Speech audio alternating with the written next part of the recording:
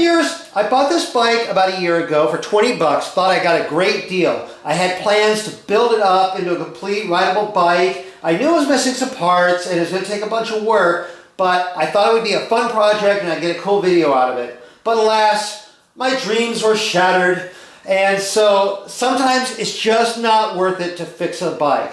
And this is an example. So I'm going to walk you through the various issues on it and what ultimately led me to decide to cut my losses and run. Now, the biggest negatives I saw when I was originally looking at the bike were it was missing the derailleurs and the chain. Now, the derailleurs I didn't think were a big deal because I have a whole bunch of derailleurs and parts bins, so I probably have appropriate derailleurs for this bike, or I pick them up cheap off of eBay. And a chain's not a big deal because I probably put a new chain on anyway, and so a new chain, 10, 12 bucks, not a big deal.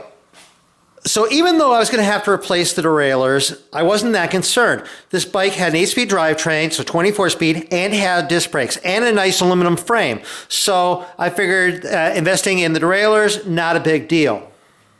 Now, another feature of the bike that I liked was that it had RST Gila TNL forks with lockout. They were in very rough shape, but I figured I could overhaul them and get a video out of it in the process. Now, when I pulled this bike out the other day, I was going to start with overhauling the front fork. There had been some electrical tape on here, and it was holding down some bits of wire, probably from an old bike computer. Well, I peeled off the electrical tape and got a nasty surprise. On the inside of the lower here, the tape had been covering up a crack in the fork. So these forks are toast.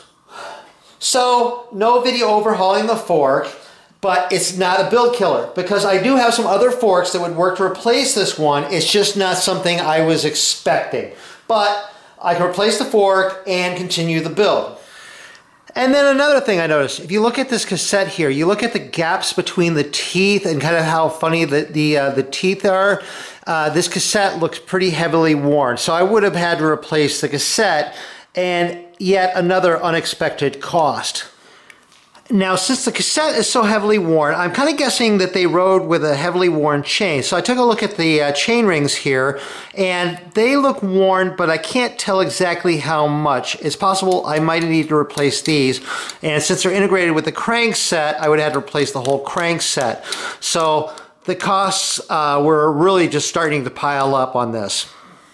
So now with everything that needed to be done on this bike, if you took this to a bike shop and had them do the work and replace the parts, it would have cost way more than what this bike was worth.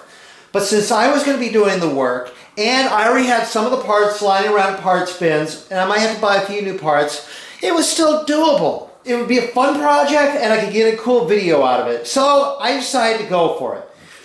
Now, where it went from bad to worse was removing the rear wheel. So I flipped the lever here and started unscrewing this thing, and normally the wheel should just come right out, but I was unscrewing it, and the wheel was not coming out. And so it is like these things were stretched wide. So I decided to check out the dropout spacing here, got my caliper out and measured, and it's over 142 millimeters. It should be about 135 millimeters. So it's about 3/4 of a centimeter wider than it should be. So I got my frame alignment gauge out to check the alignment on the frame. So I'm going to set it on this side here and adjust it so it just touches the dropout right there, and then I can check it out on the other side. So now, if this frame were in good alignment, this part should come up and just touch the dropout, but it doesn't. There's a gap there, but it's actually a bigger gap than what it looks like because this is a replaceable hanger here, so this part actually sticks out a little bit farther there. So there's a huge gap there relative to the other side. So what it looks like is this stay here got bent out about 3/4 of a centimeter, opening up this gap and throwing the frame alignment completely off. So what does that alignment issue mean? It means that the wheel is going to be crooked in the frame and the bike is going to ride funny. Look at how crooked this wheel is here. On this side here, I can put my whole finger here between the tire and the frame. But on this side, I can't even get the tip of my finger started in there. That's how crooked this wheel is in the frame. There's just a huge gap on the other side and a much narrower gap on this side. So the frame is out of alignment. Can it be straightened? Not really. If it were a steel frame, I could go ahead and bend it over, realign it, no problem. But this is an aluminum frame. Aluminum does not bend the same way steel does.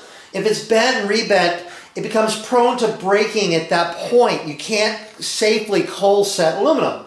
If a cost were no object, I'm sure it could be fixed, but it would cost way more than what this bike is worth. Could it be left as it is? Yeah, but the bike is never going to ride right. It's always going to be, out of alignment. It's going to ride funny. So it doesn't make a lot of sense to put a lot of work and parts into a bike that's just not going to ride right. So that leaves me with one option, to cut my losses and scrap the bike. I can part it out. The wheels are probably good, the pedals, the seat posts, maybe the saddle, the bars, the stem, the shifters. So I'll easily get my $20 worth of parts out of the bike.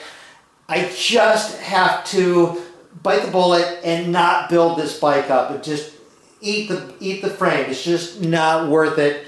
So that's what it is. It's a bummer, but that's what it is. It's a smart thing.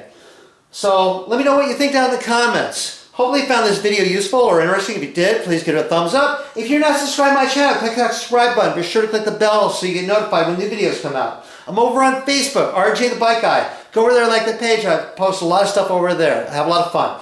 Anyway, thank you guys very much for watching.